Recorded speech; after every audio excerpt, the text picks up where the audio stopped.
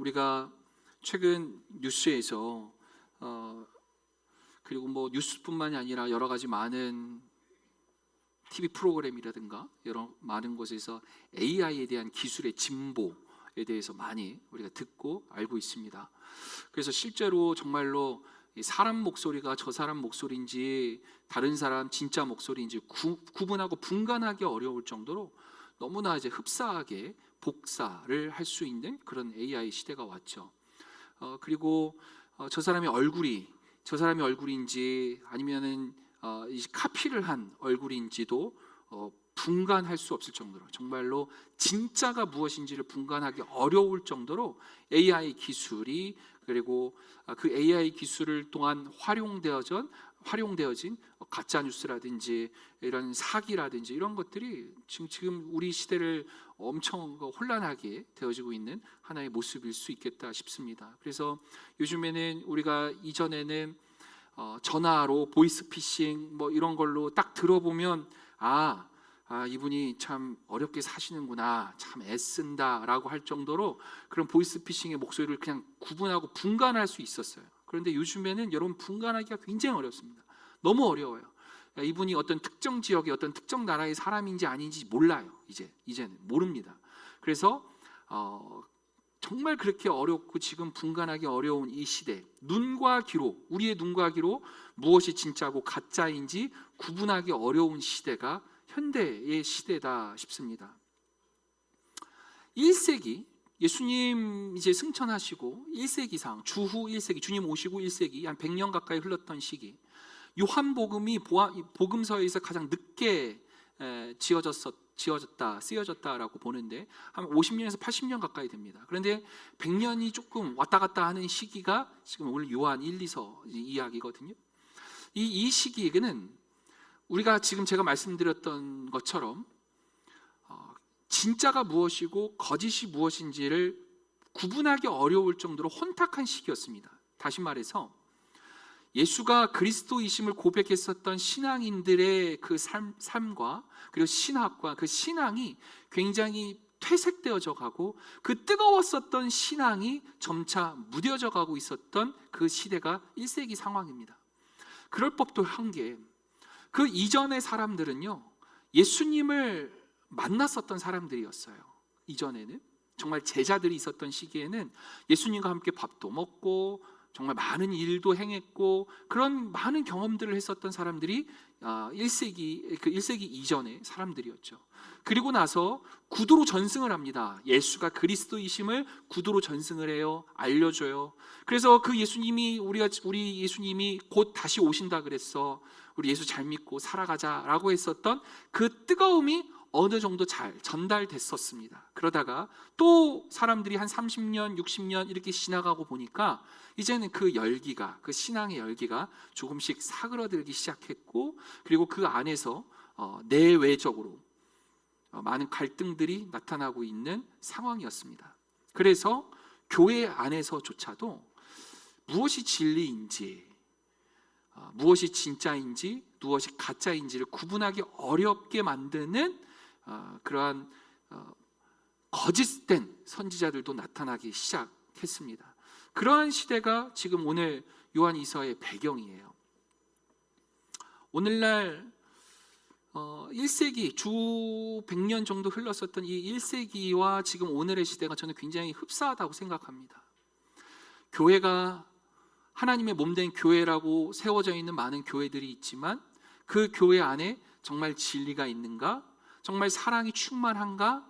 그리고 그 안에는 진리를 흔들게 하는 또는 사랑을 혼잡하게 하는 어떤 또 다른 요소들은 많이 있지 않는가? 우리가 한번 생각해 볼 필요가 있죠.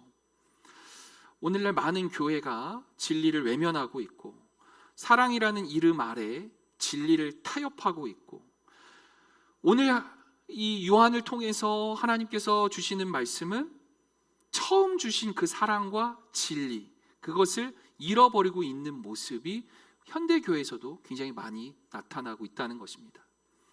사도 요한이 교회와 성도들에게 들려주고 있는, 오늘 우리가 그리고 말씀의 제목으로 함께 보고 있는 처음부터 우리가 가진 것, 그것은 무엇이어야 됩니까? 앞서 말씀드렸던 대로 한번 함께 해볼까요? 진리, 사랑. 진리와 사랑, 이것이 우리의 삶 속에서 그리고 교회 공동체 안에서부터 회복되어져야 할 것을 말하고 있습니다. 왜 그러냐 하면 우리는 믿음의 사람들입니다. 아멘. 우리는 예수를 그리스도라고 믿는 사람들입니다.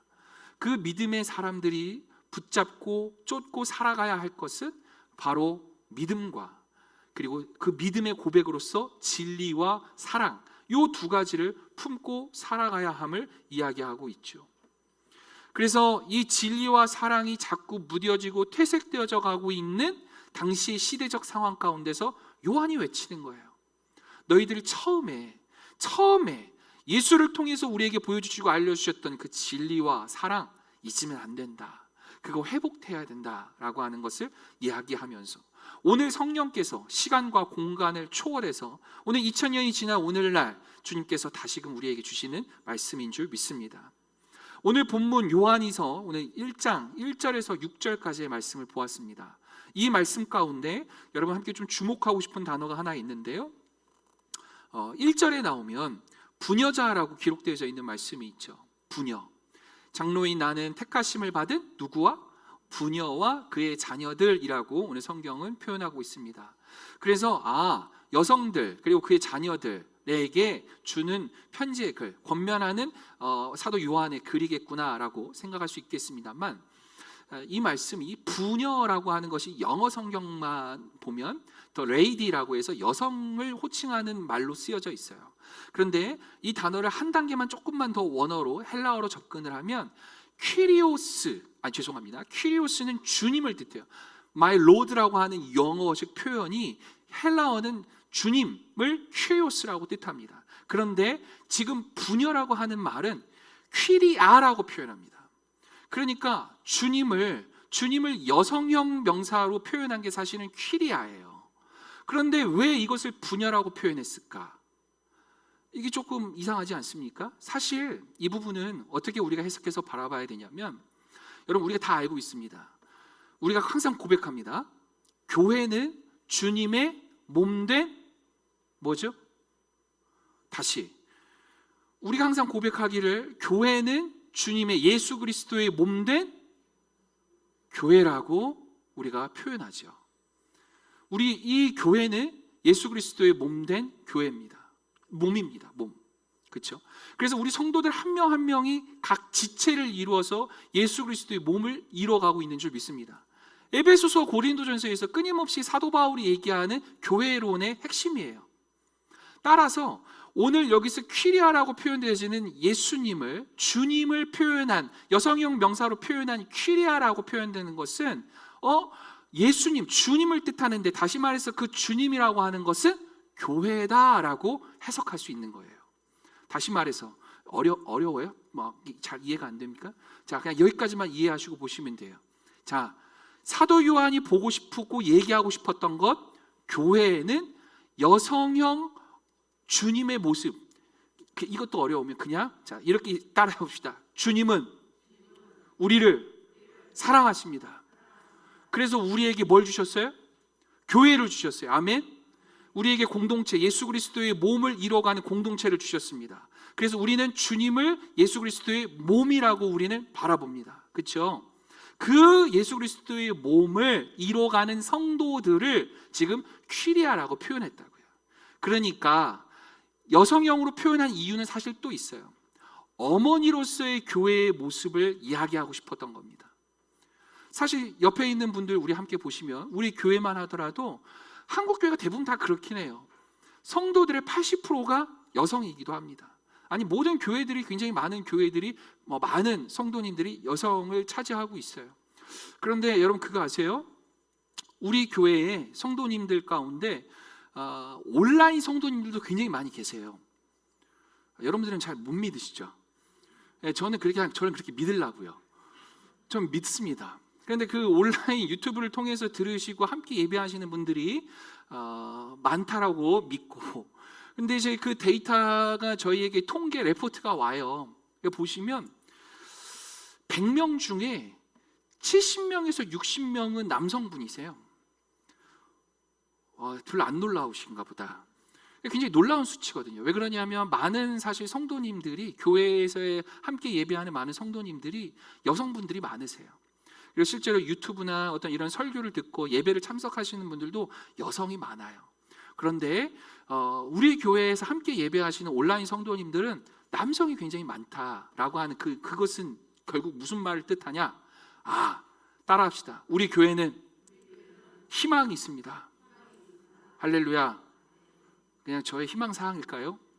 우리가 그 꿈을 갖고 우리 교회가 함께 많은 성도님들 함께 기도하고 예배할 수 있는 그러한 희망을 우리 함께 꿈꿨으면 좋겠습니다. 다시 돌아와서 빨리 나가야 할 게 많은데 지금 여기 막혔어요. 이 퀴리아라고 하는, 그러니까 교회가 주님께서 보시기에 아름다운 주님의 몸된 교회를 일궈가는 그 교회 공동체에 여성들이 많이 모이고 그 여성으로서의 어머니로서의 교회의 역할을 잘 감당해야 될 것을 사도 요한이 얘기하고 있다. 어머니로서의 교회라고 하는 건 어떤 의미일까요? 저는 어머니의 품을 보고 싶습니다. 생각하고 싶습니다. 우리가 한 주 동안 참 힘들고 고단하고 어려운 생활을 하고 살아갑니다. 그렇죠? 그런 상황 가운데서 우리가 교회에 와서 예배하고 싶습니다. 그리고 그곳에 와서 기도하고 싶고 찬양하고 싶고 그 가운데서 하나님 은혜 받고 싶습니다라고 하는 그 마음은 어머니의 품을 그리워하는 그 마음이 우리에게 똑같이 있다라고 저는 생각이 듭니다. 밖에서 너무나 힘들고 고되고 어려웠어요. 진짜 위에서는 치이고 아래에서는 막 쳐 올라오고 막 정말 이런 엄청난 어려운, 내가 이거 벌라고 이렇게까지 이걸 해야 되나, 그런 마음 가지고 꾸역꾸역 살아가는 우리 모든 이들이 집에 왔어요. 집에 와서 그래도 함께 살아가는 가족, 그래도 아내한테 여보 나 오늘 이렇게 고생하고 왔어 라고 오면은 그 아내가 고생했어, 힘들었어, 그래 당신 때문에 내가 힘을 얻어, 당신이 우리 최고야, 당신 정말 우리 최고야 라고 하는 이야기를 듣고 싶으나 여러분 어떻게 합니까? 시끄러워, 손 씻고 밥이나 먹어.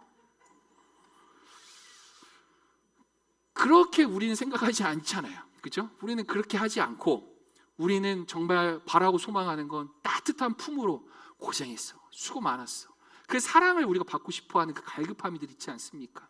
교회가 그러한 사랑의 품, 어머니의 품, 이것이 교회 안에 있어야 함을 다시 한번 얘기하고 있죠. 그래서 교회는 성도들을 잘 품고 양육하고 먹입니다. 교회 안에 그래서 여러분 사랑이 있어야 됩니다. 어머니의 젖을 먹고 자라나는 아이들처럼 말씀이 선포되어지는 교회 안에서 하나님의 말씀을 먹고 성숙하게 양육되어질 수 있어야 됩니다. 영적인 양식을 먹을 수 있는 곳이 교회여야 된다는 거죠. 그래서 교회는 단순한 건물이 아닙니다. 때로는 우리 성도들의 고향이 되어지기도 하고 안식처가 되기도 하고 자양분을 공급하는 어머니로서의 그런 품이 바로 교회여야 된다는 것입니다. 그래서 우리가 마음 가운데 교회에 오는 것이 기뻤으면 좋겠습니다. 그리고 교회 가는 것이 참 즐거웠으면 좋겠고 교회 가는 것이 기대되어졌으면 좋겠습니다. 그런데 교회에 가면 여러 가지 또 어려움과 힘듦과 또 여러 가지 사역들이 우리에게 있어서 부담이 되어질 수 있겠다 싶어요. 그러나 여러분 이 부분도 잘 간과하지 않아야 되는 부분이 무엇이냐면 어머니는, 우리의 부모님들은 우리를 양육하고 기르시고 먹이실 때 인스턴트 음식만 먹이지 않으세요. 달고 짜고 맵고 달고 자극적이고 좋아? 맛있어? 더 먹어. 절대 그렇지 않습니다. 건강함을 위해서, 그렇죠? 건강함을 위해서 때로는 딱딱한 음식도 주고 때로는 성숙하기 위해서 쓰지만 그 모든 것들을 우리에게 허락하시고 주실 때가 있어요. 그럼 그것을 먹고 우리는 더 건강해집니다. 여러분 교회 안에서의 부담과 교회 안에서의 사역과 여러 가지 어려움이 반드시 있어야 됩니다. 반드시 있어야 됩니다. 편함만을 쫓아서 살아가는 교회는 건강하지 못합니다. 여러분들 가운데 혹시나 어떤 목회자가 여러분들 가운데 교회에 가서 위로 한번 받고 영적인 충족감, 기쁨, 어떤 그런 것만 누리고 그냥 가셔도 됩니다. 여러분 그 거짓 선지자예요. 제가 결단코 얘기할 수 있습니다. 예수님은 우리들에게 골고다의 언덕을 함께 가자고 하셨고 십자가를 짊어지라고 하셨지, 단 것만 먹고 예수 그리스도의 영광만 바라보고 살아가라고 절대 하지 않으셨어요. 우리 안에 이 균형이 함께 있어야 됩니다. 주님이 나의 구원자 되어주심에 대한 감사와 감격, 그래서 그 감사와 감격의 자리, 그 고향의 자리, 그 안식의 자리에 내가 늘 함께하고 싶습니다라고 하는 뜨거움이, 그 마음이 우리 함께 있어서 교회를 찾고 싶은 그 마음과 열정이 우리 안에 늘 있어야 됩니다. 그리고 그러한 마음으로 이 자리에 함께 했을 때 하나님께서 나에게 주신 많은 사역들, 기쁨과 감사로 그 일을 감당함에 있어서 우리의 신앙이 성숙되어지는 양육이 우리 교회 안에 반드시 있어야 됩니다. 그래서 목사가, 여러분, 성도님, 우리가 2025년 또는 우리가 이렇게 함에 있어서 이 사역을 함께 감당하며 나아가실 수 있기를 권면드립니다 라고 말씀드리는 것은, 우리 교회가 각자 성도들이 맡겨진 사역을 감당하면서 우리의 신앙이 성숙되어지고 양육되어지는 그 과정 속에 놓여져 있다라고 하는 사실을 여러분들이 잘 인식하셨으면 좋겠어요. 노골적으로 말씀드리면, 여러분 없어도, 그렇게 하지 않으셔도 교회는 다 굴러갑니다. 그렇게 교회는 다 굴러왔고 교회는 다 운영되어져 왔습니다. 그럼에도 불구하고 목사 혼자서 다 하지 않고 우리 성도님 한 분 한 분에게, 그리고 우리 신도의별, 구역별에게 함께 사역합시다, 함께 이 일을 감당합시다, 함께 하나님의 일에 나아갑시다 라고 권면하는 이유는 양육이 있다는 거예요. 그래서 누군가 한 명, 한두 명에게 초점이 맞춰진 사역, 그 교회는 건강하지 못함을 우리는 다 알고 있습니다. 그래서 우리 모든, 우리 함께 예배하는 우리 성도님들이 1인 1사역을 다 감당할 수 있었으면 좋겠습니다. 최소한 기도하는 사역, 예배에 참석해서 예배하는 사역만큼이라도 우리가 감당하며 나아갈 수 있었으면 좋겠습니다. 그러하기 위해서 오늘 요한은 얘기하는 것이 두 가지를 얘기하는 거예요. 교회가 교회됨을 지키기 위해서 진리와 사랑. 그래서 요한복음, 오늘 요한이서에서 5절에서 이렇게 얘기하죠. 함께 보실까요? 요한이서 1장 5절의 말씀 함께 보셨으면 좋겠습니다. 함께 읽겠습니다. 시작. 부탁하노니 서로, 함께 읽겠습니다. 부녀여, 내가 이제 네게 구하노니 서로 사랑하자. 이는 새 계명같이 내게 쓰는 것이 아니요 처음부터 우리가 가진 것이요. 아멘. 서로 사랑하자. 새 계명같이 쓰는 것이 아니고 어디서부터 있었어요? 처음부터 우리가 가진 것이다. 여러분, 처음처럼 여러분들이 생각하는 그 초록색 병, 처음처럼, 그거 말고 이렇게 너무 좋아하시는데 그거 말고 처음처럼 예수가 나에게 충만하게 있었던 그 처음처럼의 진리, 처음처럼 나에게 임재해 있었던 그 사랑, 그것을 여러분들이 회복하셨으면 좋겠습니다. 여러분, 그 사랑, 이 진리와 사랑, 이 사랑이 무엇입니까? 예수 그리스도 십자가의 사랑입니다. 그럼 진리는 무엇일까요? 우리는 다 알고 있습니다. 내가 곧 길이요 진리요 생명이니 나를 따르는 자는 곧 영생을 얻을 것이라. 누가 말씀하셨어요? 예수님이 다시 한번 얘기합니다. 내가 곧 길이요 진리요. 그러면 예수님과 뭐가 같다? 진리가 같다. 그러면 예수님을 밝히 보여주고 있는 것은 무엇이다? 지난주에 말씀드렸다시피 하나님 말씀, 예수님에 대해서 밝히 알려주고 있는 것, 예수님의 숨결, 하나님의 숨결, 그 숨을 통해서 우리에게 감동으로 주신 그 말씀이 바로 무엇이다?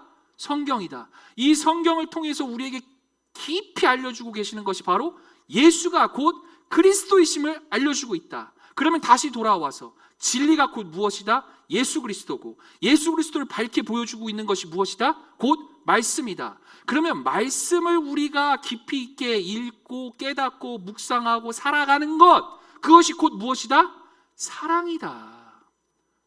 이 진리와 사랑, 그래서 사실은 진리와 사랑이라고 구분되어져 썼지만 사랑이에요. 사랑.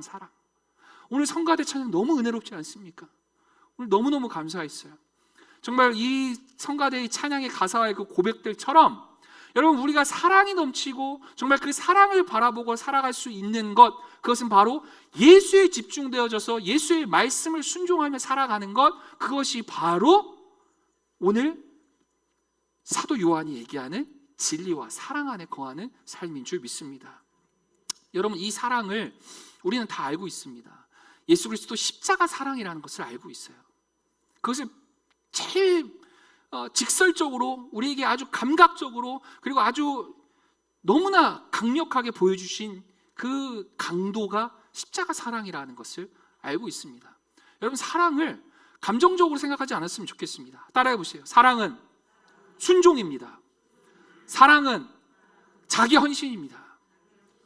자기를 비워내는 헌신이에요.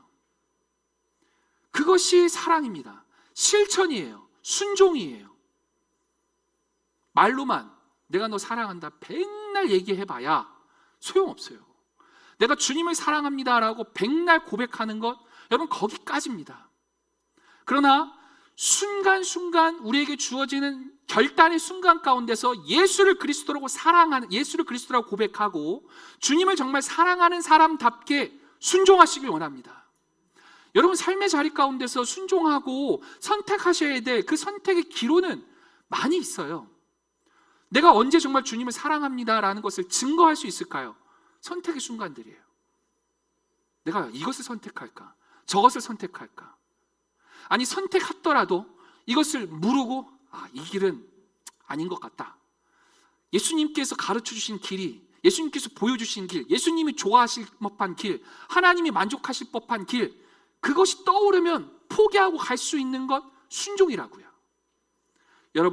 여러분들의 삶의 자리 가운데서 이 진리, 사랑, 이 길을 택할 수 있는 십자가의 길, 나를 비워낼 수 있는 것, 내가 손해볼 수 있는 것, 그리스도의 십자가의 사랑을 택할 수 있는 것, 남을 위해 헌신할 수 있는 것, 나의 시간을 드릴 수 있는 것, 나의 돈을 드릴 수 있는 것, 이 길을 택할 수 있는 우리들이 되어졌으면 좋겠습니다.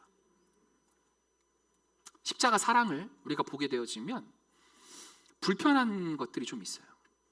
지금 여러분 머릿속 가운데서 혹시 그런 생각이 들 수 있겠다 싶습니다.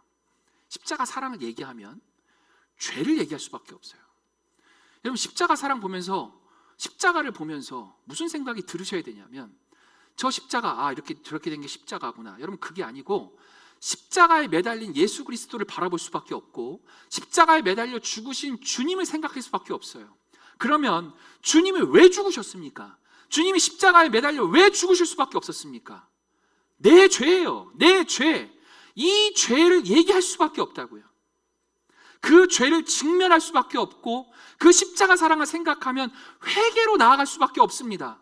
그래서 그 회개 가운데 주님의 십자가에 뚝뚝뚝 흘리는 그 십자가의 보혈로 말미암아 내가 씻음 받았다라고 하는 그 감사와 감격이 우리를 참 염치 없는 감사로 이끌게 되어지죠. 나에게 새 생명을 주셨다는 감사로 우리를 이끌게 되어집니다. 그래서 십자가 사랑을 말하면 죄를 말할 수밖에 없기 때문에, 이 복음을 말하게 되면 우리가 불편할 수밖에 없기 때문에 사실 말하는 것이 껄끄럽고 서로 피차 잘 이야기하지 않으려 합니다. 그래서 여러분 아시겠지만 데이비드 플랫이라는 목사님이 계세요. 여러분, 이 목사님은 모르시더라도 이 책은 한 번쯤은 보셨을 거예요. 레디컬이라고 하는 2011년도예요. 무려 10여 년 전에 출간된 책인데 아직도 스테디셀러, 많은 사람들이 읽고 여전히 보고 있는 책입니다. 혹여나 나 저 처음 봐 라고 하시면 관심 갖고 한번 찾아보셨으면 좋겠어요. 당근 얘기도 되나? 여러분, 아무튼 그 채소 마켓 있잖아요. 거기서라도 찾아서 책 보시면 아마 중고 서적으로 많이 올라왔을 거예요. 한번 꼭 일독을 권합니다. 이 목사님이 여기서 지적하는 바가 뭔지 아세요? 현대교회가 진리에서 벗어나 있다. 현대교회가 너무나 어려워한다. 그것을 뭘 얘기를 하냐면, 첫 번째, 교회에서 죄의 문제를 다루지 않는다. 노골적으로 얘기해서 성도님, 그렇게 하시는 것 진리에서 벗어난 겁니다. 우리 교회가 이렇게 하면 아니 됩니다 라고 하는 것을 교회에서 목사가 말하지 못한다는 거예요. 왜? 쫓겨날까 봐. 교회에서 성도님들이 목사님 불편합니다. 목사님 축복 얘기만 하셔야죠. 목사님 우리에게 복 주시는 말씀만 하셔야죠. 왜 자꾸 죄에 대한 이야기를 하고 왜 우리에게 마음이 어려운 이야기를 하게끔 합니까? 라는 것이 현대교회에서 얘기한다는 거예요. 목사님, 헌금 얘기하지 말라는 거예요. 헌신 얘기하지 말라는 거예요. 그것이 데이비드 플랫이 현대교회를 지적하는 아주 냉철하게 분석해서 얘기하는 첫 번째 이야기입니다. 많은 교회가 사람을 불편하게 하지 않는 이야기만 한다. 결국 죄의 문제를 다루지 않고 진정한 구원의 메시지가 사라져버린 현대교회에 대해서 지적하고 있습니다. 두 번째, 말씀드렸다시피 신앙생활의 목표가 부와 성공, 번영에 집착하도록 맞춰져 있다. 여러분 오해하지 마십시오. 하나님은 우리에게 복 주시길 원하십니다. 그런데 그 복이 우리가 생각하는 복과 다를 수 있어요. 우리가 추구하고 우리가 생각하는 그 축복은 사실 이미 우리가 누리고 살아가고 있습니다. 함께 따라해 보실까요? 우리는 하나님의 자녀입니다. 여러분, 그래서 여러분 영생이 있으십니까? 없으십니까? 우리는 영생을 믿습니다. 우리는 이 땅에서의 삶을 사실은 엄청난 축복을 누리며 살아가고 있는 거예요. 우리는 죽어도 죽는 것이 아니고 예수 그리스도의 부활됨의 첫 열매가 되어지신 그 희망 때문에, 그리고 그 사건으로 인해서 우리도 예수님 때문에, 우리 예수 그리스도의 그 모습 때문에 우리도 영생을 누리며 살아간다라고 하는 그 믿음의 증거를 가지고 확신하며 살아가는 축복이 이미 우리에게 주어졌습니다. 근데 이 이야기를 하면 별 감흥이 없다는 거예요. 그것보다는 내가 돈 얼마나 많이 벌게 되어질지에 대한 이야기를 해주시고, 내가 사업이 잘 될 수 있도록 하나님 축복해 주시기를 우리 목사님께 요청하고, 자꾸 헌신하라고 하고, 교회도 봉사하라고 하고, 교회도 많이 사랑하라고 하고, 나보다 어려운 이웃들 섬기라고 하고, 자꾸 나누라 그러고, 이러한 이야기들이 너무나 불편해지는 현대 교회가 많다라는 것을 잘 지적하고 있어요. 번영과 성공, 하나님께서 주시는 축복의 한 모습입니다. 저는 그건 부인하지 않습니다. 그런데 반대로 고난에 대해서, 예수님의 그 십자가에 대해서 이야기하지 않으면, 그 두 가지를 함께 말하지 않으면 우리는 건강하지 못해요. 하나님께서 주시는 많은 부와, 그리고 하나님께서 우리에게 건강의 축복도 주시고 많은 부의 축복도 주실 것을 우리가 바라고 기도합니다만, 이 기도는 하나님께서 나에게 주시는 하나의 축복의 도구로서 쓰임받을 때 그것은 진정한 하나님의 축복이 되어질 줄 믿습니다. 그러한 믿음의 고백이 되어지기 위해서는 우리 마음 가운데 어떠한 시련과 고난이 와도, 이 십자가의 길을 걸어감에 있어도 하나님, 내가 이 모든 것을 주님의 길이기에 감당하며 살아갈 수 있습니다라고 하는 그 믿음의 고백이 있을 때 우리는 뚜벅뚜벅 걸어갈 수 있다는 거예요.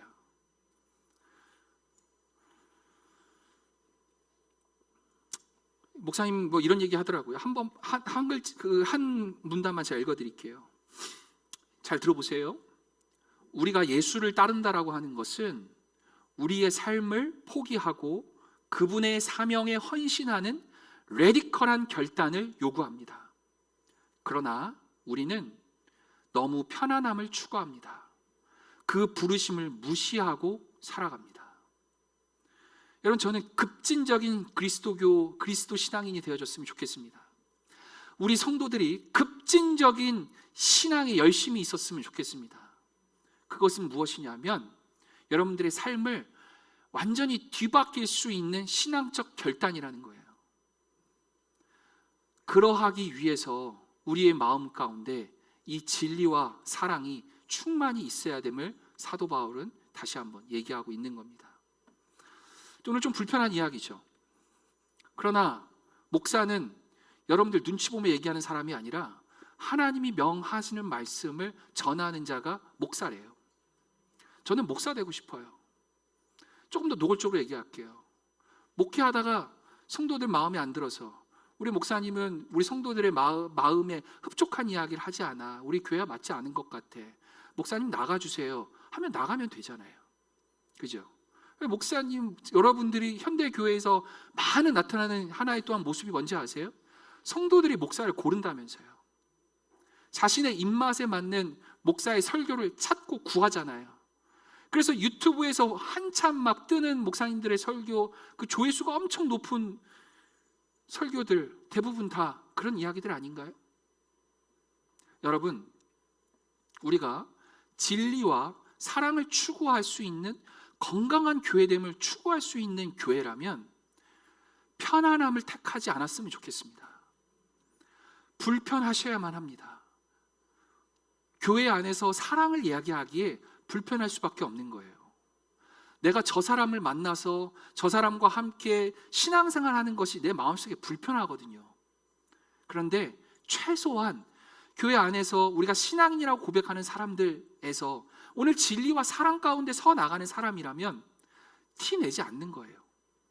최소한 사랑하는 사람, 내가 정말로 좋아하는 사람이나 그렇게 덜 좋아하는 사람이나 티 내지 않고 똑같이 대할 수 있는 마음이 저는 최소한의 사랑이라고 생각합니다. 구역 안에 구역원들 가운데 불편한 사람이 있을 수 있거든요. 티 내지 마세요. 교회 안에 불편한 사람도 있을 수 있을 거예요. 저는 이렇게 했으면 좋겠어요.